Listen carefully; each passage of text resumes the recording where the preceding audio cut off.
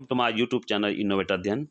उत्तराखंड आगामी लेखा लिपिक भर्ती परीक्षा हेतु वाणिज्य प्रश्नावली इस प्रकार है। पहला प्रश्न है, which of the following is not a cash outflow for the firm. निम्न में से क्या किसी फर्म का रोकड़ बहिर्गमन नहीं है? लाभांश, कर, ब्याज भुगतान या मूल्यह्रास। तो डिविडेंड, डिविडेंड आपका रोकड़ बहिर्गमन है, टैक्सेस भी आपका जो है कैश आउटफ्लो है और इंटरेस्ट पेमेंट भी, मगर डेप्रिसिएशन नहीं है। तो इसका सही उत्तर हो जाएगा डी, यानी कि depreciation is which of the following is not a cash outflow of the firm. निम्न में से क्या किसी फर्म का रोकड़ बहिर्गमन नहीं है? वह है ह्रास, यानी कि मूल्यह्रास। तो डेप्रिसिएशन नॉन कैश एक्टिविटी मानी जाती है, इसमें हम कोई कैश नहीं पे करते, जबकि लाभांश में हम कैश पे करते हैं, कर में हम कैश पे करते हैं, और किसी फर्म का रोकड़ जो है आपका इंटरेस्ट पेमेंट भी एक प्रकार से कैश आउटफ्लो होता है। तो तीनों आपके कैश आउटफ्लो है, लेकिन डेप्रिसिएशन नहीं है। तो answer is D, depreciation by which cash outflow not of the firm.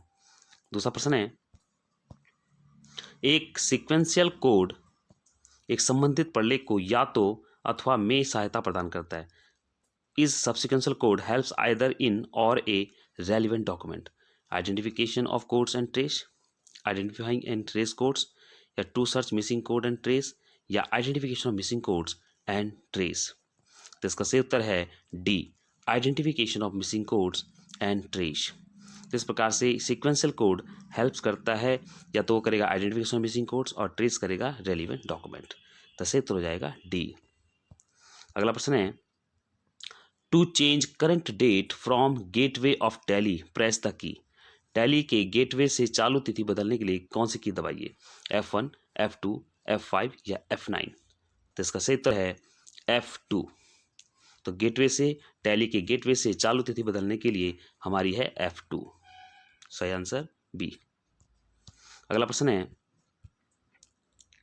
Name the accounting subsystem which deals with recording of different items purchased and issued specifying the price, quantity and data। उस लेखांकन उपतंत्र का नाम बताइए जो क्रय तथा निर्गमित की गई विभिन्न मदों के मूल्य, मात्रा तथा डाटा बताते हुए उन्हें अभिलेखन से संबंधित है। परचेज एंड अकाउंट्स पेबल सब सिस्टम, एक्सपेंस अकाउंटिंग सब सिस्टम, इन्वेंट्री सब सिस्टम या कॉस्टिंग सब सिस्टम।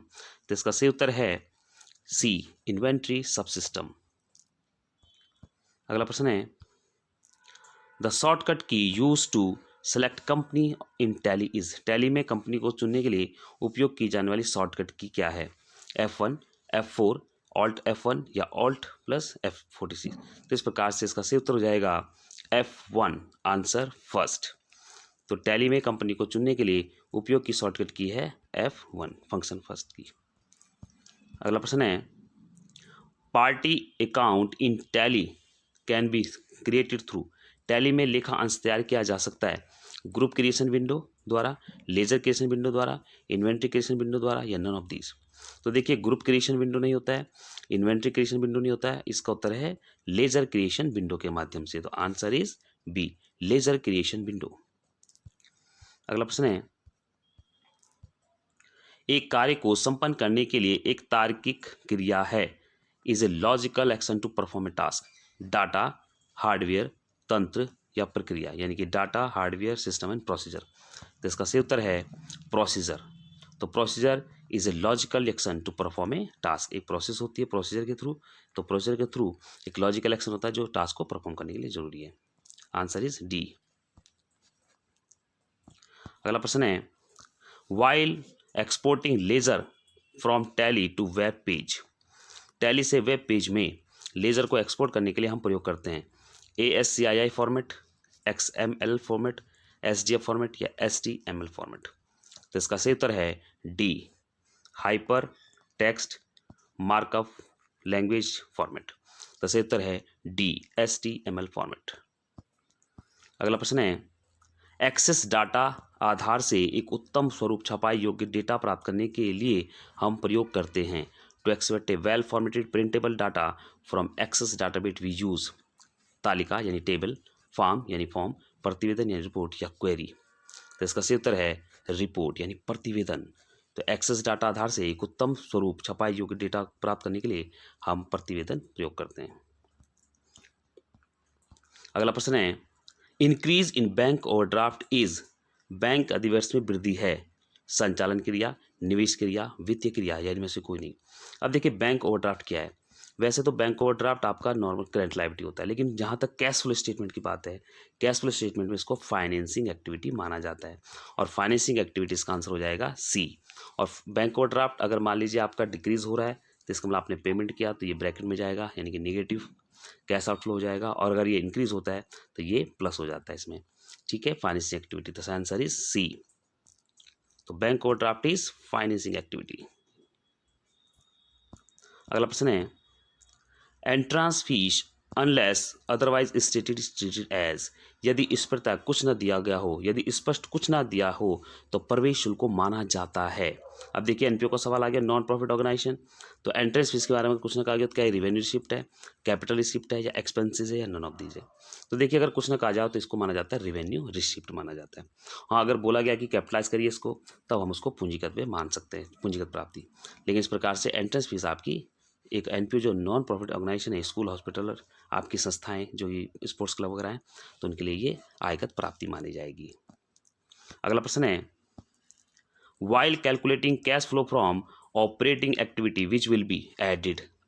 अब देखिए ऑपरेटिंग एक्टिविटी संचालन क्रियाओं से रोकड़ प्रवाह ज्ञात करने के समय जोड़ा जाएगा। अब देखिए हम ऑपरेटिंग एक्टिविटी करेंगे और ऑपरेटिंग एक्टिविटी निकालते समय देखिए हम क्या करते हैं, हम डिक्रीज करंट एसेट्स को प्लस करते हैं और इंक्रीज करंट लायबिलिटी को प्लस करते हैं। अब देखिए स्टॉक में वृद्धि होगी तो क्या होगा, ये माइनस हो जाएगा। उसने कहा कि जिसको जोड़ा जाएगा, increase creditors, decrease in bills payable, अब बिल्स पेबल आपका डिक्रीज करंट लायबिलिटी है क्रेडिटर, तो ये भी आपका माइनस होगा, और इंक्रीज इन डेटर्स आपकी एसेट्स इंक्रीज हो गई, ये भी माइनस होगा, लेकिन सिर्फ लेनदारों में वृद्धि प्लस होगा। तो इसका सही उत्तर क्या हो जाएगा, increase in creditors will be add cash flow from operating activity, जब हम निकालेंगे तो इसको प्लस किया जाएगा क्योंकि बाकी सब माइनस होंगे। अगला प्रश्न है which of the following will be added to net profit before tax, निम्न में से किसे कर पूर्व लाभ में जोड़ा जाएगा। आपने मान लीजिए प्रॉफिट बिफोर टैक्स कैलकुलेट कर दिया है। कैश फ्लो में प्रॉफिट बिफोर टैक्स कैसे निकालते हैं, हम सरप्लस का डिफरेंस लेते हैं फ्रॉम का कंपनी का, उसमें प्लस करते हैं प्रोपोज डिविडेंड आपका last year, provision for tax current year, और प्लस करते हैं डिफरेंस ऑफ जनरल रिजर्व, और प्लस करते हैं इंटरनल डिविडेंड, तो प्रॉफिट बिफोर टैक्स आ गया। प्रॉफिट बिफोर टैक्स में फिर हम क्या करते हैं, फिर नॉन ऑपरेटिंग एक्सपेंसेस हम उसमें जोड़ते हैं, जिसमें हमें डेप्रिसिएशन जोड़ते हैं, डिक्रीज गुडविल जोड़ते हैं। तुम्हारा आंसर क्या हो जाएगा, बी। तो मूल्य ह्रास को हम उसमें जोड़ेंगे। ठीक है, तो हमारा आंसर हो जाएगा बी, तो प्लस डेप्रिसिएशन। अगला प्रश्न है the minimum paid up capital of OPC 1% company is 1 lakh rupees of it is maximum paid up capital should be. एक व्यक्ति कंपनी की न्यूनतम चुकता पूंजी 1 लाख रुपए है, अधिकतम चुकता पूंजी कितनी होनी चाहिए, 25 लाख, 50 लाख, 1 करोड़, या नो मैक्सिमम लिमिट्स। तो इसका सही उत्तर है 50 लाख रुपए। अगला प्रश्न है as per table F a company can pay interest on calls in advance at, सारणी F के अनुसार कंपनी अग्रिम मांग पर ब्याज दे सकती है। अब देखिए कॉल्स इन एडवांस क्या है, मान लीजिए किसी ने कॉल्स का पैसा, कंपनी क्या करती है, एप्लीकेशन पे पैसा मांगती है, इसके बाद अलॉट कर देती है, अलॉटमेंट के पैसा मांगती है, फिर कॉल्स पे मांगती है, फर्स्ट और फाइनल कॉल। तो अगर कॉल का पैसा किसी ने नहीं दिया मान लीजिए, या पहले एडवांस दे दिया है, तो इस प्रकार से अगर वो पैसा नहीं देती तो कॉल्स इन एरिया पे तो आप 10% आप ब्याज देंगे कंपनी को। लेकिन उसने कहा जी कॉल्स इन एडवांस हो गया, तो कॉल्स इन एडवांस पे जब भी कंपनी को पैसा आएगा तो उसको 12% जो है ब्याज देना पड़ेगा। तो 8 नहीं है, 10 नहीं है, और 14 भी नहीं है, तो इसका सही आंसर हो जाएगा सी, 12%। तो आंसर इज सी। अगला प्रश्न है ऋण की किस्त में सम्मिलित ब्याज की गणना हेतु कौन सा फंक्शन लिया जाएगा for calculating interest including in the installment of loan, which function is to be taken, PPMT, IPMT, FAPM, या नन ऑफ दीज। तो इसका सही उत्तर है IPMT। IPMT के थ्रू हम लास्ट पीरियड में भी, नेक्स्ट पीरियड में भी, और किसी भी पीरियड में हम जो भी लोन का इंस्टॉलमेंट है उसमें कितना ब्याज है उसको कैलकुलेट कर सकते हैं। तो सही उत्तर हो जाएगा IPMT, सेकंड ऑप्शन। अगला प्रश्न है स्थायी ह्रास की गणना करने के लिए कौन सा फंक्शन काम में लिया जाएगा for calculating fix depreciation, which function is to be used, SLN, PRF, DVD, या LTE। तो सही उत्तर है SLN, straight line depreciation method. अगला प्रश्न है डाटा या सूत्रों को कॉपी किया जा सकता है, डाटा और सोर्सेस कैन बी कॉपीड। तो इसमें ऑप्शन देख लीजिए एडिट मीनू पर कट कॉपी पेस्ट कमांड द्वारा, शॉर्ट स्क्रीन मीनू कमांड द्वारा, स्टैंडर्ड टूल बार के बटन द्वारा, या उपयुक्त सभी। तो देखिए इसका एडिट मीनू पर कट कॉपी पेस्ट भी सही है, शॉर्ट स्क्रीन मीनू कमांड द्वारा भी है, स्टैंडर्ड टूल बार के बटन द्वारा भी है। तो सही आंसर हो जाएगा ऑल ऑफ दीज। अगला प्रश्न है वर्कशीट में रॉ तथा कॉलम टाइटल को स्थिर करने हेतु जिससे जब स्प्रेडशीट को स्क्रॉल किया जाए तो वह स्क्रॉल ना हो, निम्न में से क्या उपयोग में लाया जाएगा? Freeze panes command, unfreeze panes command, hold title command या मर्ज कमांड। तो इसका सही उत्तर है फ्रीज पेंस कमांड। अगला प्रश्न है डीबीएमएस का पूरा नाम क्या है? DBMS database markup system, database management system, database management section, या इनमें से कोई नहीं। तो देखिए डीबीएमएस क्या होता है? डीबीएमएस का मतलब होता है डाटाबेस मैनेजमेंट सिस्टम। तो इसका सही उत्तर क्या हो जाएगा? बी। अगला प्रश्न है the full form of MIS is. MIS का पूरा नाम क्या है? Manage information system, management information system, merge informatic system, या मैनेजमेंट इंटरफेस सिस्टम। तो MIS होता है आपका management information system, MIS, B.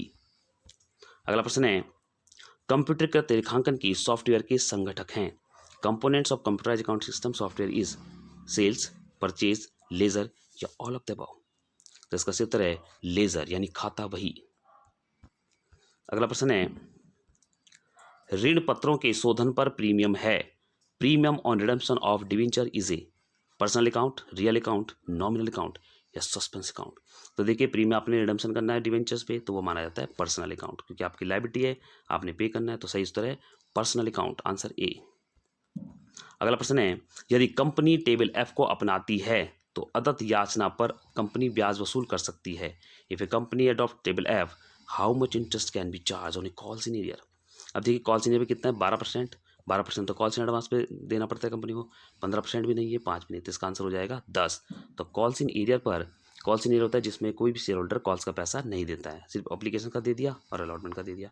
तो कॉल इन एरियर का कॉल का तो पैसा दिया ही नहीं, तो इस प्रकार से उसे 10% ब्याज देना पड़ेगा कंपनी को। अगला प्रश्न है यदि साझेदार फर्म विघटन में स्वयं वसूली व्यय का सहन भी करता है और भुगतान भी करे। At dissolution of firm partner bond and paid relation expenses, यानी कि जो पार्टनर है वो बॉन्ड भी कर रहा है और पे भी कर रहा है, तो क्या एंट्री होगी? तो ऑप्शन देखो relation expenses to bank account, ये एंट्री तो हम तब करते हैं जब फर्म पे करती है। दूसरा relation account debit to partners capital account, ये अगर फर्म के बिहाफ पे अगर पार्टनर पे कर रहा है तो ये एंट्री होती है। Partners capital to relation account, ये भी नहीं होगा, इसकी एंट्री होगी नो एंट्री। तो सही तो हो जाएगा नो एंट्री। जब भी पार्टनर जो है खुद ही बॉन्ड करे, खुद ही पेड करे, तो कोई एंट्री नहीं होगी रिलेशन एक्सपेंसेस के संबंध में।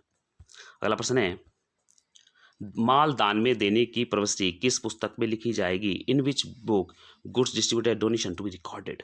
क्रय वही, विक्रय वही, रोकड़ वही, या मुख्य जर्नल। तो देखिए ना क्रय वही है, ना विक्रय वही, ना रोकड़ वही है। सही उत्तर है जर्नल यानी मुख्य जर्नल में प्रविष्टि की जाएगी माल दान में देने की प्रवृत्ति। अगला प्रश्न है spreadsheet is used to calculate and compare और financial data. Record and numerical, find and recording, record and non financial, set and numericals.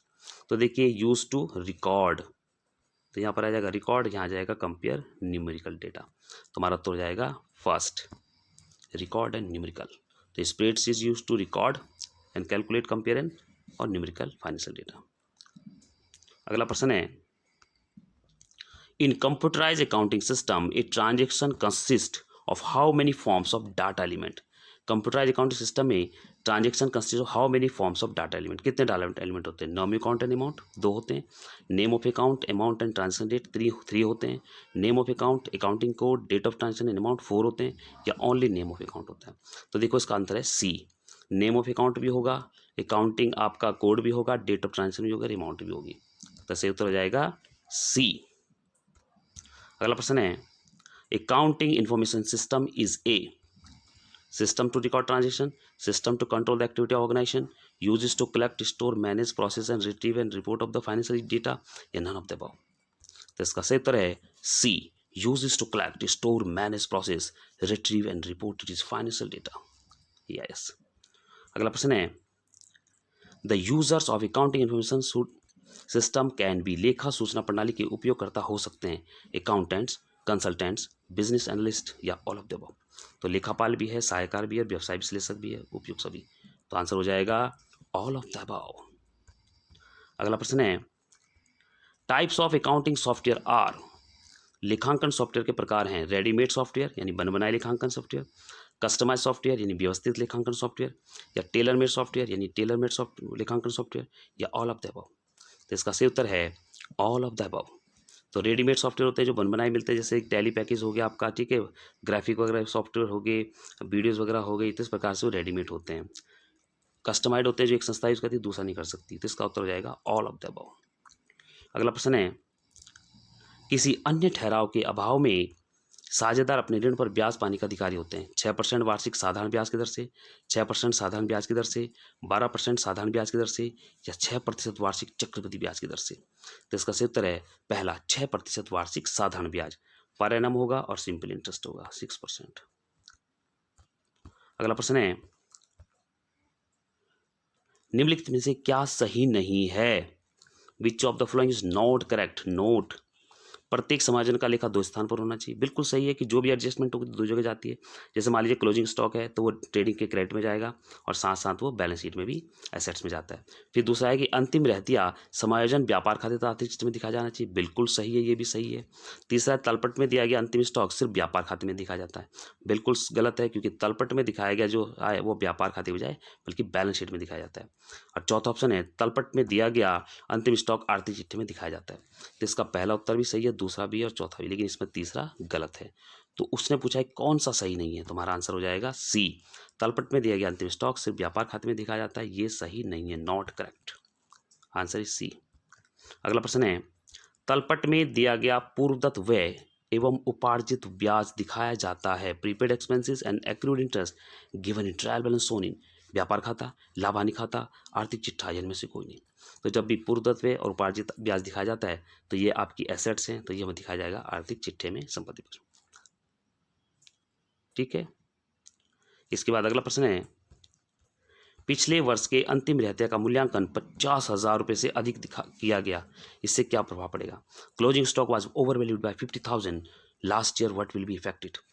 पूर्व वर्ष में लाभ बढ़कर दिखेंगे और इस वर्ष के लाभ कम दिखेंगे। Last year profit more and current year profit less shown. अब देखिए हमने क्लोजिंग स्टॉक, हमने ट्रेडिंग अकाउंट बनाया, क्लोजिंग स्टॉक को ज़्यादा दिखा दिया 50,000, तो हमारा जो है इनकम साइड ज़्यादा जाएगी और कॉस्ट ऑफ कम आ जाएगी, यानी कि नेट हमारा ग्रॉस प्रॉफिट बढ़ जाएगा। ग्रॉस प्रॉफिट बढ़ेगा तो हमारा नेट प्रॉफिट भी इंक्रीज हो जाएगा। तो इस प्रकार से लास्ट ईयर का प्रॉफिट तो बढ़ जाएगा और इस साल का हमारा कम हो जाएगा। तो profit more current year of the less Sen, तो हमारा पहला उत्तर सही हो जाएगा, पूर्व वर्ष में लाभ बढ़कर दिखेंगे और इस वर्ष के लाभ कम दिखेंगे। बाकी ये नहीं होंगे क्योंकि इसमें लिखा हुआ है कि पूर्व वर्ष में लाभ कम दिखेंगे और इस वर्ष में दिखेंगे, उसका अपोजिट हो गया और दोनों वर्ष लाभ समान हो नहीं सकते। तो हमारा उत्तर हो जाएगा ए। पिछले वर्ष के अंतिम रहते का मूल्यांकन यदि 50,000 से अधिक किया गया तो पूर्व वर्ष में लाभ बढ़कर दिखेंगे और इस वर्ष में लाभ कम दिखेंगे। तो आज के लिए इतना बहुत है। वीडियो को लाइक करें, सब्सक्राइब करें। Best of luck. 15-16 को आपके मीटिंग में, अलग अलग मीटिंग में पेपर्स हैं, अच्छा कीजिएगा और सफल होइएगा। धन्यवाद।